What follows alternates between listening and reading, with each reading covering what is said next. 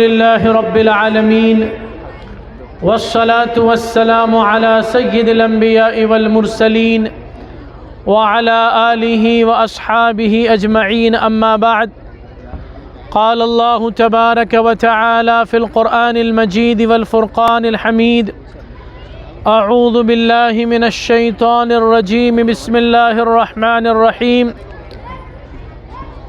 لقد كان لكم في رسول الله أسوة حسنة لمن كان يرجو الله واليوم الآخر وذكر الله كثيرا صدق الله العظيم. قابل صد احترام صدر اجلاس حضرت مولانا رئیس احمد صاحب ملی دامت برکاتہم العالیہ، اسٹیج پر جلوہ افروز حضرات علماء کرام، ائمہ اعظام اور اصحاب فضل و کمال، قابل احترام برادران اسلام اور خواتین اسلام اور اسکولوں اور کالجوں کے عزیز طلباء و طالبات، مفکر اسلام حضرت مولانا سید ابو الحسن علی ندوی فاؤنڈیشن کے زیر اہتمام سرزمین جالنہ پر آج سیرت النبی صلی اللہ علیہ وسلم کے عنوان سے اس عظیم الشان کانفرنس کا انعقاد کیا گیا ہے، جس میں اس بات کی کوشش کی جائے گی کہ اللہ کے رسول صلی اللہ علیہ وسلم کا جو پیغام دنیا انسانیت کے نام ہے اس کا مذاکرہ ہو سکے، اور ہمارے یہ عزیز طلباء و طالبات جنہوں نے بڑی محنت اور مشقت کے ساتھ سیرت کوئز کمپٹیشن میں حصہ لیا، ان کا اعزاز ہو سکے، ان کی حوصلہ افزائی کی جا سکے اور ان کو گرا قدر انعامات دیا جا سکے۔ انشاءاللہ کوشش اس بات کی جائے گی کہ یہ دونوں مقاصد آج کے اس پروگرام سے حاصل ہو سکے۔ قابل احترام بزرگوں، نوجوان دوستوں اور ساتھیوں اور میری پردہ نشین مائیں اور بہنیں، آج کا یہ اجلاس اس اعتبار سے بہت ہی مبارک ہے، بہت ہی مقدس ہے کہ اس کی نسبت آقا نامدار سرور کونین تاجدار حرمین جناب احمد مجتبی محمد مصطفیٰ صلی اللہ علیہ وسلم کی عظیم المرتبت شخصیت کی طرف ہے۔ اس لیے ہر لمحہ اور ہر سیکنڈ ہمیں اس بات کا احساس ہونا چاہیے کہ ہم سیرت النبی صلی اللہ علیہ وسلم کے جلسے میں ہیں۔ اس لیے ادب کے خلاف نہ کوئی بات زبان سے نکلے اور نہ ہی ادب کے خلاف کوئی حرکت صادر ہو۔ ہمارے عزیز طلباء و طالبات بھی انتہائی پرسکون رہیں، خاموشی کا مظاہرہ کریں اور اطمینان و سکون کے ساتھ باتوں کو سنیں، اس میں انشاءاللہ بڑا فائدہ ہوگا۔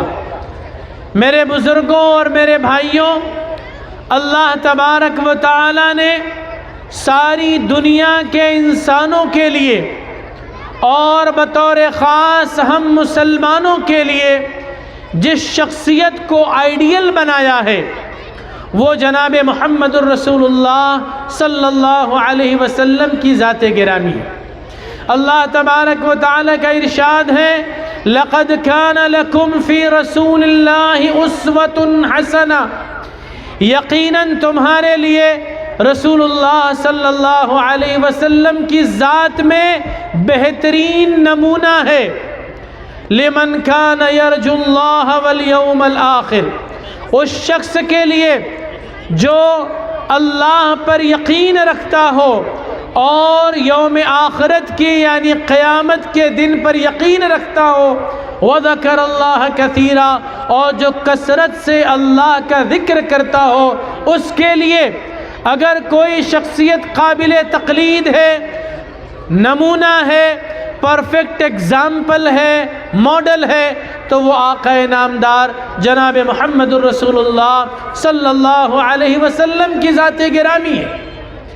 اس لیے دنیا کے اندر کوئی شخصیت ایسی نہیں ہو سکتی کہ جس کو فالو کرنا، جس کی اتباع اور پیروی کرنا ہمارے ایمان اور عقیدے کا جز ہو۔ صرف اور صرف رسول اللہ صلی اللہ علیہ وسلم کی ذات اس قابل ہے کہ ہم آپ کی کامل اتباع اور پیروی کریں اور آپ کے نقش قدم پر چلیں اور آپ کی تعلیمات کو اپنی زندگیوں کے اندر اتاریں۔ اور آپ صلی اللہ علیہ وسلم کی یہ شخصیت صرف مسلمانوں ہی کے لیے قابل تقلید اور قابل نمونہ نہیں ہے، بلکہ ساری انسانیت کے لیے ہے، اس لیے کہ آپ صلی اللہ علیہ وسلم کو رحمت للعالمین بنا کر بھیجا گیا۔ رحمت للعالمین یعنی سارے جہان والوں کے لیے باعث رحمت۔ آپ صلی اللہ علیہ وسلم کا وجود مسلمانوں کے لیے بھی باعث رحمت ہے اور غیر مسلموں کے لیے بھی باعث رحمت ہے۔ آپ صلی اللہ علیہ وسلم کا وجود انسانوں کے لیے بھی باعث رحمت ہے، جنوں کے لیے بھی باعث رحمت ہے، فرشتوں کے لیے بھی باعث رحمت ہے۔ آپ صلی اللہ علیہ وسلم کا وجود جانوروں کے لیے بھی باعث رحمت ہے، چرند و پرند کے لیے بھی، نباتات کے لیے بھی، اور کائنات کی ہر چیز کے لیے باعث رحمت ہے۔ آقا نامدار جناب محمد الرسول اللہ صلی اللہ علیہ وسلم سراپا رحمت بنا کر بھیجے گئے۔ انسانوں کے لیے باعث رحمت اس لیے ہے کہ آپ صلی اللہ علیہ وسلم کی اس دنیا کے اندر تشریف آوری سے انسانوں کو زندگی گزارنے کا وہ طریقہ ملا کہ جس کے ذریعے ان کا رب، ان کا خالق اور ان کا مالک ان سے راضی ہوتا ہو۔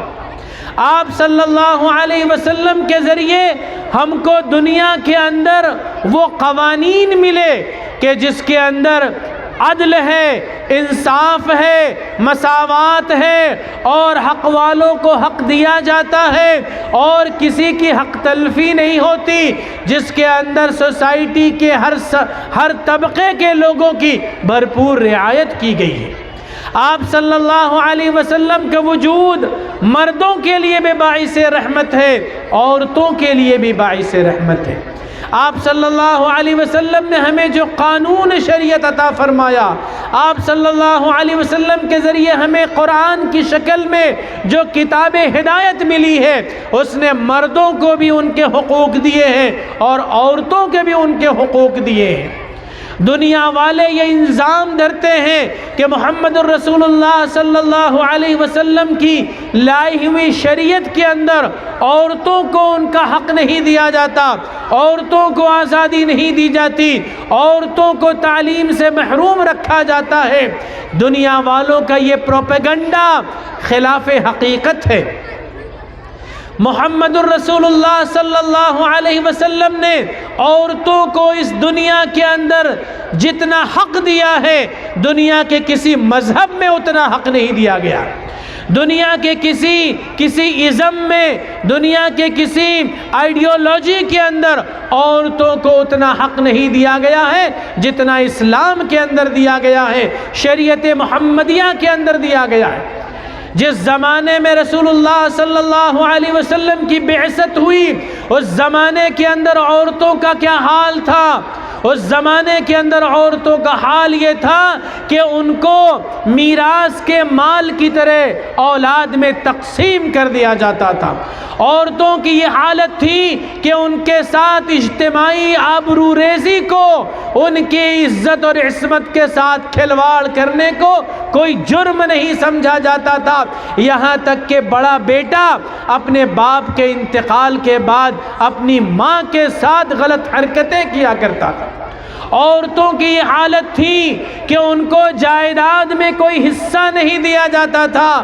عرب کے اس معاشرے کے اندر عام خیال یہ تھا کہ عورتوں کو باپ کے ترکے میں سے کوئی حصہ نہیں مل سکتا، اس لیے کہ عورتیں ہتھیار چلانا نہیں جانتی ہیں، وہ اپنے خاندان اور قبیلے کی حفاظت نہیں کر سکتی۔ جب وہ اپنے خاندان اور قبیلے کی حفاظت نہیں کر سکتی تو میراث میں سے ان کو حق کیوں دیا جائے گا؟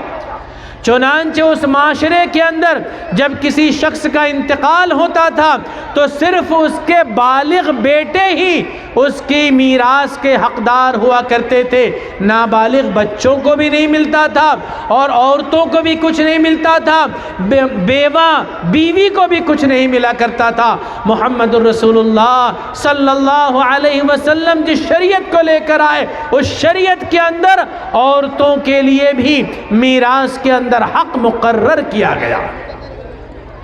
آپ صلی اللہ علیہ وسلم جس زمانے میں مبعوث ہوئے اس میں بعض قبائل میں بچیوں کو زندہ درگور کر دیا جاتا تھا، گویا بچی کی پیدائش کو باعث عار سمجھا جاتا تھا، اور اس بچی کے پیدا ہوتے ہی اس کا باپ اپنے ہاتھ سے اس بچی کو زندہ دفن کر دیا کرتا تھا۔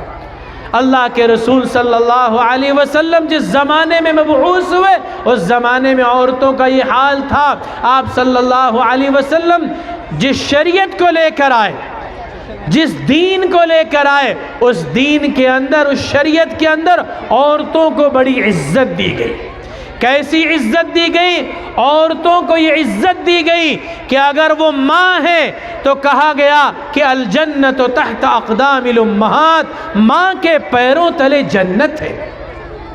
ماں کو راضی کیے بغیر، ماں کو خوش رکھے بغیر کوئی شخص جنت میں داخل نہیں ہو سکتا۔ ایک عورت کے لیے اس سے بڑا مقام اور مرتبہ کیا ہو سکتا ہے کہ آقا نامدار فرما رہے ہیں کہ اس کے پیروں تلے جنت ہے۔ کتنا بڑا اعزاز ہے یہ عورت کے لیے۔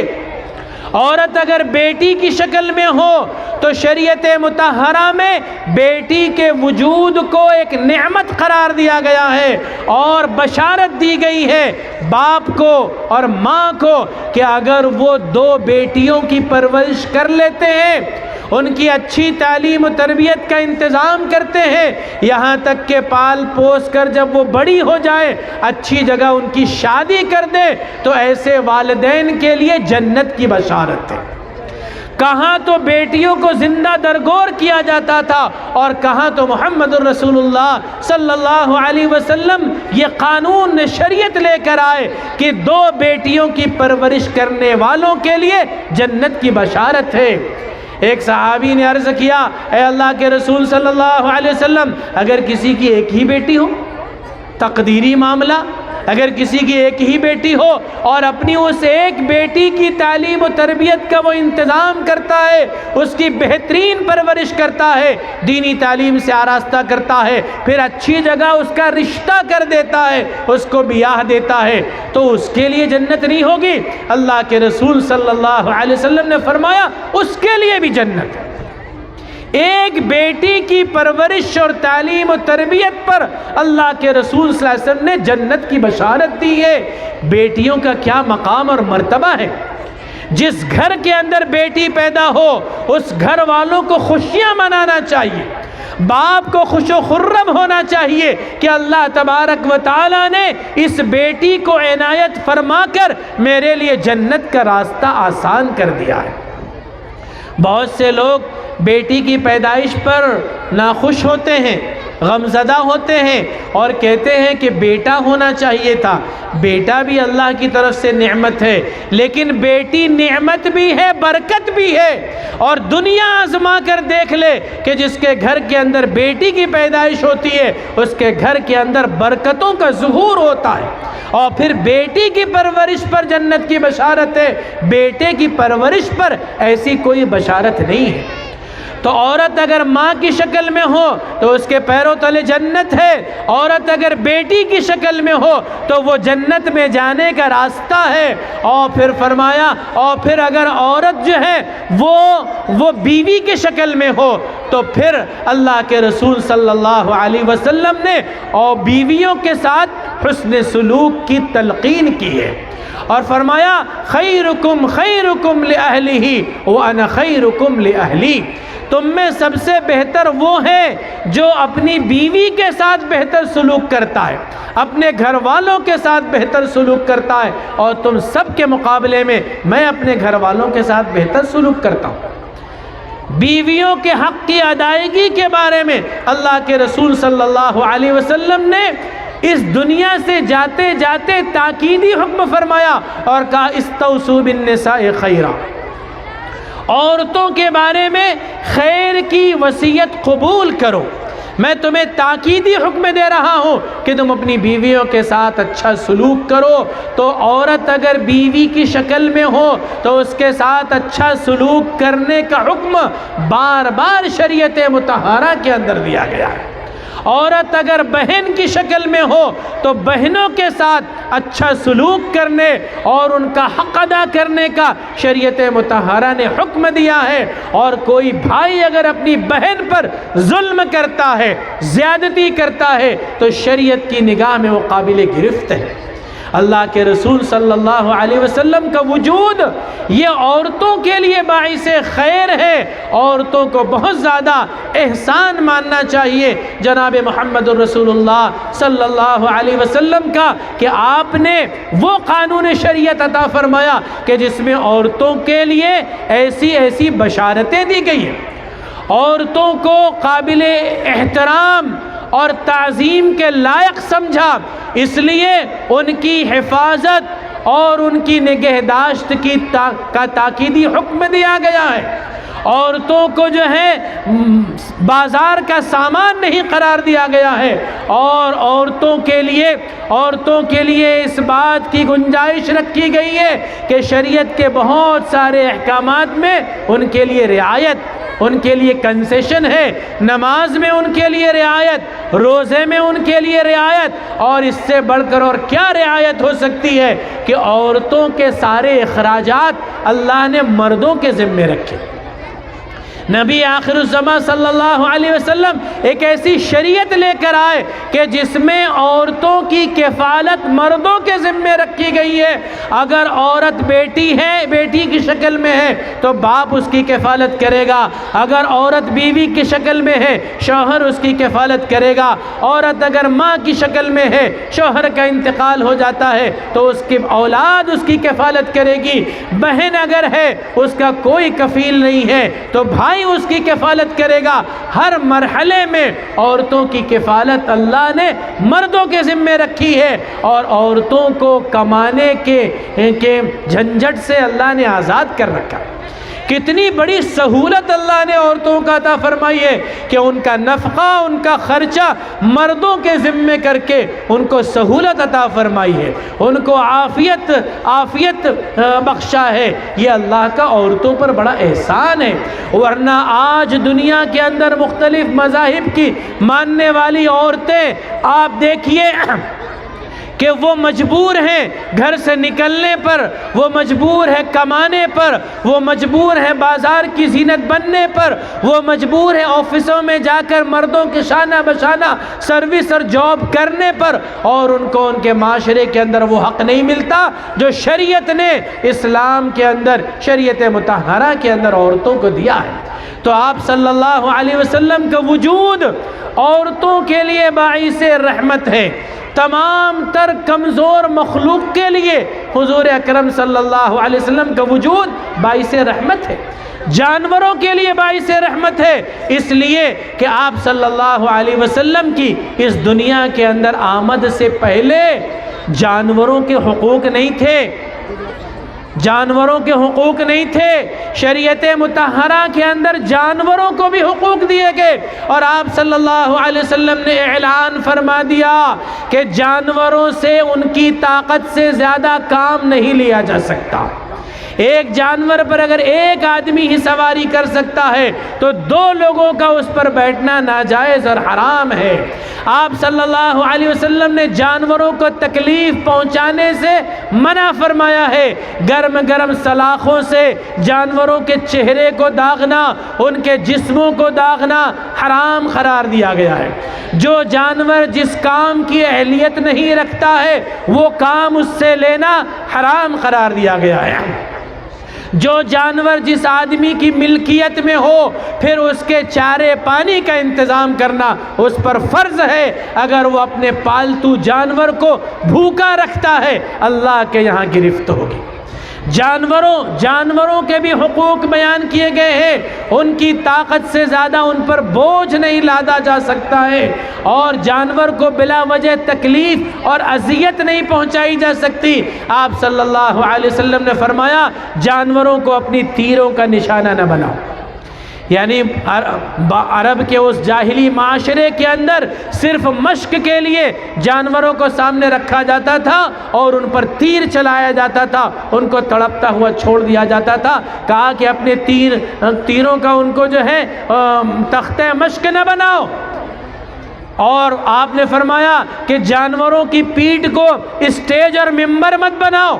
یہ جانوروں کو اللہ نے سواری کے لیے پیدا کیا ہے تاکہ تم سوار ہو کر ان علاقوں میں پہنچ جاؤ جہاں تم پیدل نہیں جا سکتے ہو۔ اللہ نے ان کو تمہارے لیے سواری بنایا، لیکن تم ان کو دوسرے مقاصد کے لیے جو ان کی شایع نشان ہے استعمال مت کرو۔ اس طرح آپ نے جانوروں کے لیے بھی حقوق بیان فرمائے، اور جانوروں کے لیے بھی مقدمہ قائم ہوا، عدالتیں لگی ہیں۔ اللہ کے رسول صلی اللہ علیہ وسلم کی خدمت میں ایک جانور حاضر ہوا، اونٹ حاضر ہوا اور رونے لگا۔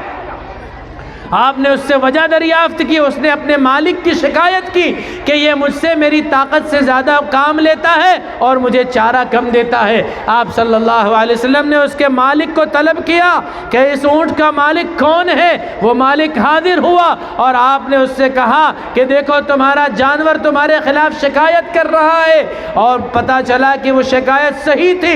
اللہ کے رسول صلی اللہ علیہ وسلم نے اس شخص کی تنبیہ کی، سرزنش کی، اور کہا کہ آئندہ تم یہ کر نہیں سکتے ہو۔ تو جانوروں نے مقدمہ دائر کیا اور آپ نے ان کے حق میں فیصلہ دیا۔ آپ رحمت للعالمین ہیں، سارے جہان والوں کے لیے آپ باعث رحمت ہیں، اور صرف جاندار ہی نہیں بے جان چیزوں کے لیے بھی آپ باعث رحمت، بے جان چیزوں کے لیے بھی آپ باعث رحمت اس طور پر ہے کہ بے جان کسی چیز کا بھی ہم غلط استعمال نہیں کر سکتے۔ یہ کائنات اللہ نے بنائی ہے، اس میں ہم فساد برپا نہیں کر سکتے۔ اللہ نے فرمایا لا تفسدوا فی الارض بعد اصلاحها، ہم نے روئے زمین کو بہت خوبصورت بنایا ہے، اچھا بنایا ہے، تم اس میں بگاڑ پیدا نہ کرو۔ زمین میں بگاڑ پیدا کرنا، کرپشن کرنا یہ حرام اور ناجائز ہے، اور زمین کے جتنے ریسورسز ہیں، زمین کے اندر جتنے خزانے ہیں، ان کا غلط استعمال بھی جائز نہیں۔ پانی کا غلط استعمال جائز نہیں ہے، فضاؤں کا غلط استعمال جائز نہیں ہے، مٹی کا غلط استعمال جائز نہیں ہے، کائنات کے کسی ذرے کا غلط استعمال جائز نہیں ہے۔ شریعت مطہرہ نے کائنات کی ہر چیز کو اس کے صحیح اور اچھے مقصد میں استعمال کرنے کا حکم دے کر کائنات کی ان چیزوں کو فساد سے، بگاڑ سے محفوظ کر دیا۔ اس طرح کائنات کی ہر چیز آپ صلی اللہ علیہ وسلم کے لیے کہ وجود کے اعتبار سے آپ کا وجود ان کے لیے باعث رحمت ہے۔ میرے بزرگوں، میرے بھائیوں، میری مائیں اور بہنیں، میں یہ باتیں اس لیے کہہ رہا ہوں کہ ہمارے دل و دماغ میں، ہمارے رگ و ریشے میں یہ بات پیوست ہو جائے کہ محمد الرسول اللہ صلی اللہ علیہ وسلم کا وجود ہمارے لیے باعث رحمت ہے۔ اس لیے ہر اعتبار سے ہم کو آپ صلی اللہ علیہ وسلم کی ذات کو اپنے لیے نمونہ سمجھنا چاہیے۔ آپ کی اتباع اور آپ کی پیروی میں ہمارے لیے کامیابی ہے۔ آپ صلی اللہ علیہ وسلم جو دین لے کر آئے ہیں اسی دین میں ہمارے لیے کامیابی ہے۔ آپ کے بتائے ہوئے راستے کو اگر ہم چھوڑ کر کوئی اور راستہ اختیار کرتے ہیں ہم کبھی کامیاب نہیں ہو سکتے، کبھی منزل مقصود تک نہیں پہنچ سکتے۔ اس لیے آپ صلی اللہ علیہ وسلم کی اتباع اور پیروی کو ہم لازم پکڑیں، لیکن یہ اتباع اور پیروی کس طرح ہو سکے گی؟ اس کے لیے ایک بنیادی شرط ہے، اور وہ شرط یہ ہے کہ آپ صلی اللہ علیہ وسلم کی محبت ہمارے دل کے نہا خانوں میں ہو۔ آپ صلی اللہ علیہ وسلم کہ عشق میں ہم ڈوبے ہوئے ہوں، عشق رسالت کے الفاظ صرف ہماری زبان پر نہ ہو بلکہ عشق رسالت کی حقیقت ہمارے دلوں میں پیوست ہو چکی ہو، اور آپ صلی اللہ علیہ وسلم کے ناموس کی اور آپ کی عزت و آبرو کی حفاظت کے لیے ہم اپنی جان کی بازیاں لگانے والے ہوں، آپ صلی اللہ علیہ وسلم کے ناموس کے لیے ہم اپنی جانوں کا نذرانہ دینے والے ہوں، اور اس کے لیے ہم کوئی کمپرمائز کرنے کے لیے تیار نہیں۔ عشق رسالت یہ دین اسلام کا پہلا سبق ہے۔ عشق رسالت کے بغیر کامل ایمان کا تصور نہیں ہو سکتا۔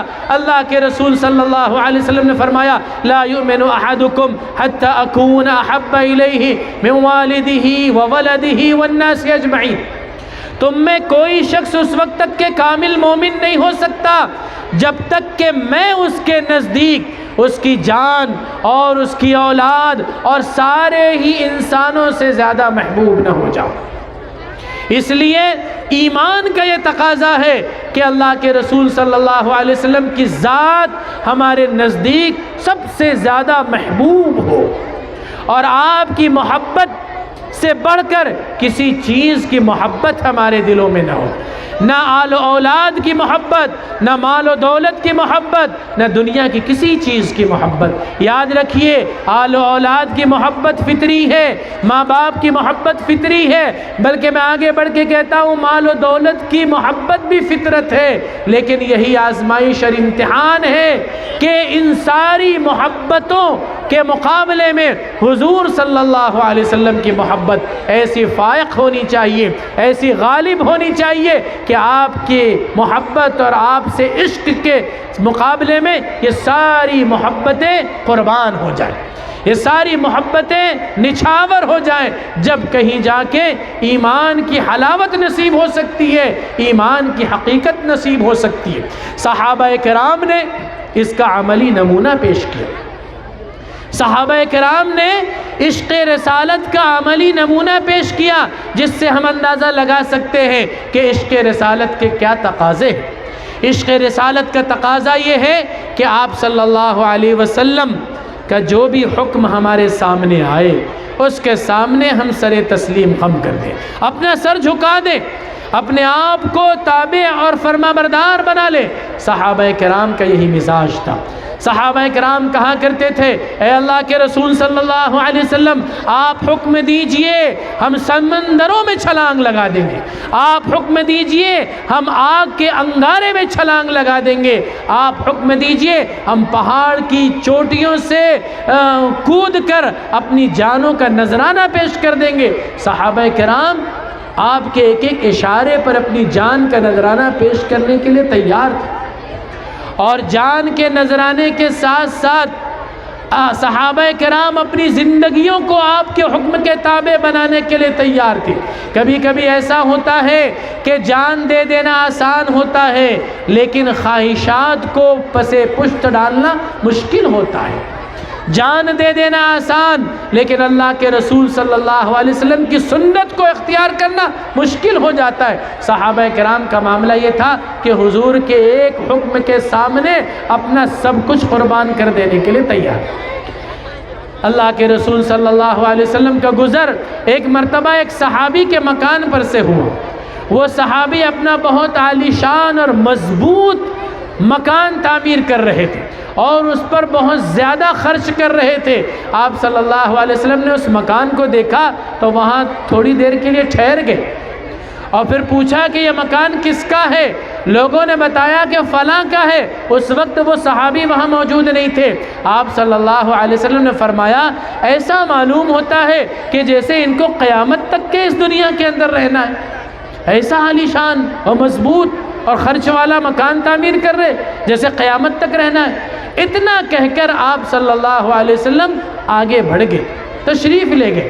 بعد میں وہ صحابی آئے جن کا مکان تھا، لوگوں نے بتایا کہ آقا صلی اللہ علیہ وسلم کا گزر ہوا تھا اور آپ کے مکان کو دیکھ کر آپ نے یہ تبصرہ فرمایا ہے یا یہ بات ارشاد فرمائی ہے کہ کیا ان کو قیامت تک رہنا ہے جو ایسا عالی شان مضبوط گھر بنا رہے ہیں۔ صحابی رسول جذبہ عشق رسالت سے سرشار تھے، حضور کی محبت دلوں کے اندر جاگزی تھی، تو آپ کے ایک ایک اشارے کو سمجھنے والے ہو گئے تھے اور ایک ایک اشارے پر اپنا سب کچھ قربان کرنے والے بن گئے تھے۔ انہوں نے فوراً انہی مزدوروں کو جو اس مکان کی تعمیر میں لگے ہوئے تھے حکم دیا کہ منہدم کر دیں۔ چنانچہ اس پورے مکان کو منہدم کر دیا اور اپنے عمل سے ثابت کیا کہ جو چیز آقا صلی اللہ علیہ وسلم کو پسند نہیں ہے ہم بھی اس کو پسند نہیں کر سکتے۔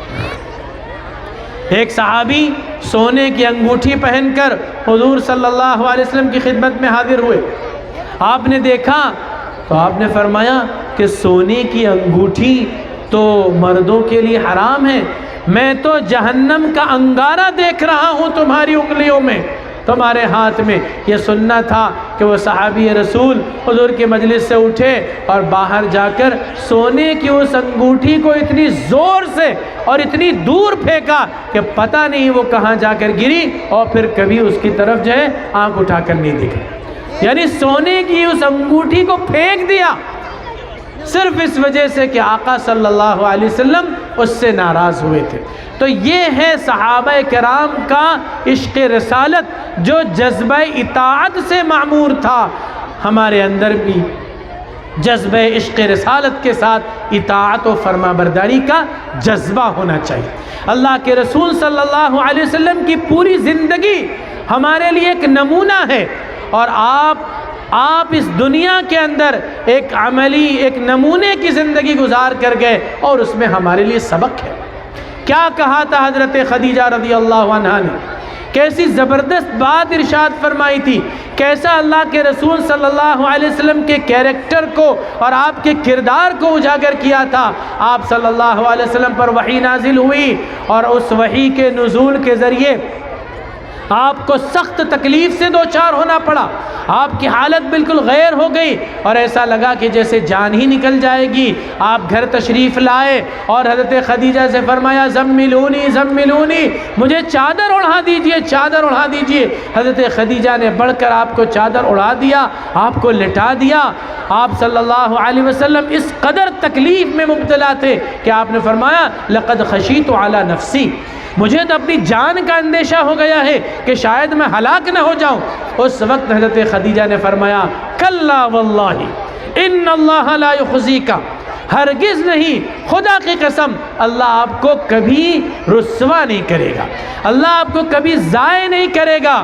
اور پھر آپ صلی اللہ علیہ وسلم کے اخلاق کو، کیریکٹر کو، آپ کی موریلٹی کو بیان کرتے ہوئے کہا انک لتصل الرحم وتحمل الکل وتکسب المعدوم وتقری الضیف وتعین علی نوائب الحق۔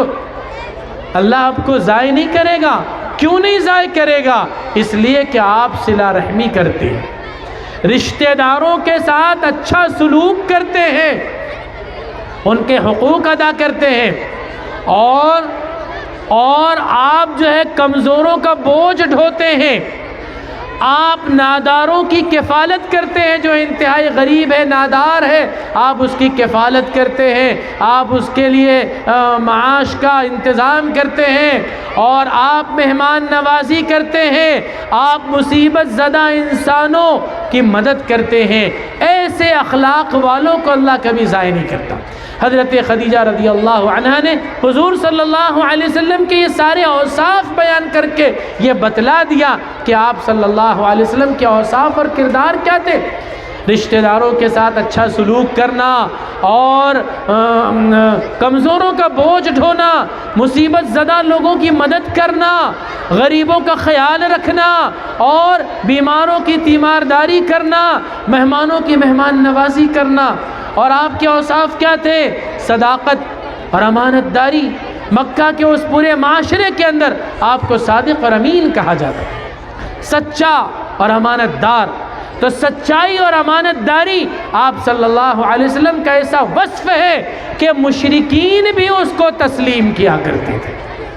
آپ صلی اللہ علیہ وسلم ہجرت کر کے مدینہ جا رہے ہیں، نبوت ملنے کو اب تقریباً 13 سال ہو چکے ہیں، ہجرت کر کے مدینہ جانے والے ہیں، لیکن اس رات بھی آپ کے پاس مشرکین کی امانتیں رکھی ہوئی تھی۔ اس کا مطلب یہ تھا کہ نبوت کے اعلان کے 13 سال گزر جانے کے باوجود آپ صلی اللہ علیہ وسلم کو سخت اذیتیں اور تکلیفیں پہنچانے کے باوجود وہ مشرکین عرب آپ کی صداقت اور سچائی کو تسلیم کیے ہوئے تھے اور اپنی امانتیں آج بھی آپ کے پاس رکھوایا کرتے تھے۔ تو آپ صادق و امین تھے، یہ آپ صلی اللہ علیہ وسلم کا امتیازی وصف تھا۔ یہ وہ اوصاف ہیں جو آپ کے امتیوں کو اختیار کرنے کی ضرورت ہے۔ آج ضرورت ہے کہ مسلمان سچے اور امانت دار ہوں۔ آج مسلمان کمزوروں کا بوجھ ڈھونے والے، غریبوں کی مدد کرنے والے، بھوکوں کو کھانا کھلانے والے، مہمانوں کی مہمان نوازی کرنے والے، مصیبت زدہ لوگوں کی امداد اور تعاون کرنے والے بنے کہ یہ آقا صلی اللہ علیہ وسلم کے اوصاف تھے۔ اور اس معاملے میں آپ نے کبھی کوئی تفریق نہیں کی، مسلم اور غیر مسلم کا کوئی فرق نہیں کیا۔ آپ نے غیر مسلموں کا بھی اکرام فرمایا، آپ نے غیر مسلم غریبوں کا بھی تعاون کیا، آپ نے غیر مسلموں کی بھی بیمار اگر وہ ہوئے تو عیادت کی۔ ایک مشرکہ عورت کی عیادت کے لیے آپ اس کے گھر پہنچ جاتے ہیں، ایک یہودی غلام کی عیادت کے لیے آپ اس کے گھر پہنچ جاتے ہیں، ایک مشرکہ عورت راستے سے بوجھ لے کر جا رہی ہوتی ہے، آپ صلی اللہ علیہ وسلم اس کا، ہم تو کہہ رہے تھے 1 گھنٹہ ہو گیا، 1.25 گھنٹہ،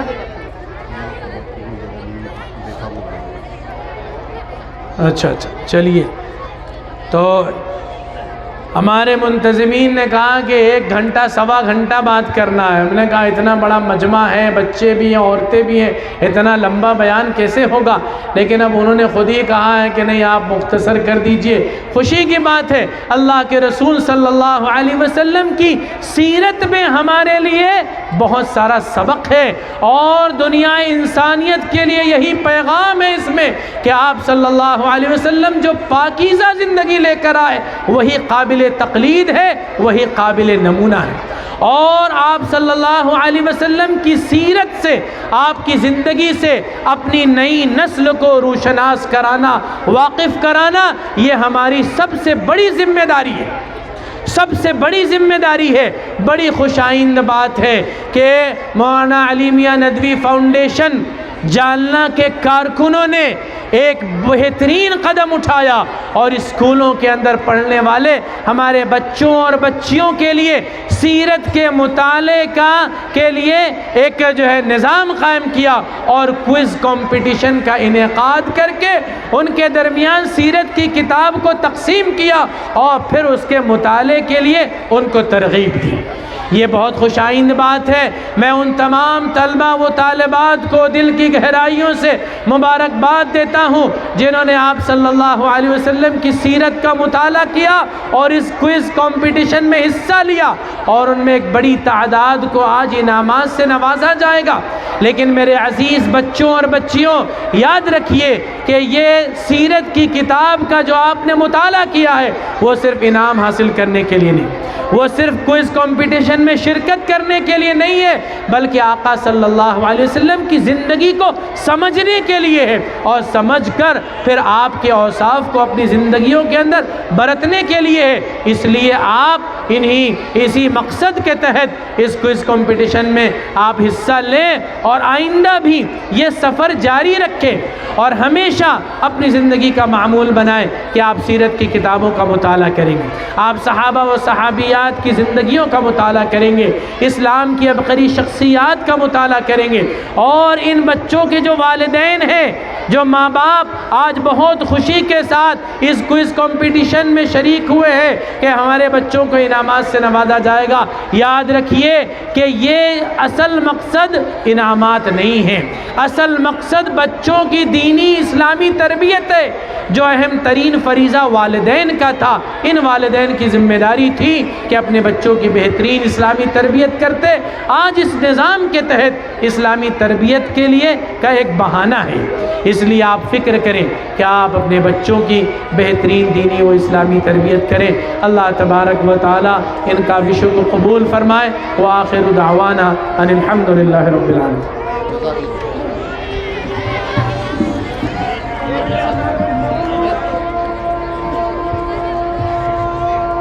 دیکھیے تھوڑا سا اذان ہو جانے تمام سے گزارش ہے کہ اذان ہوئے تک خاموشی برقرار رکھیں۔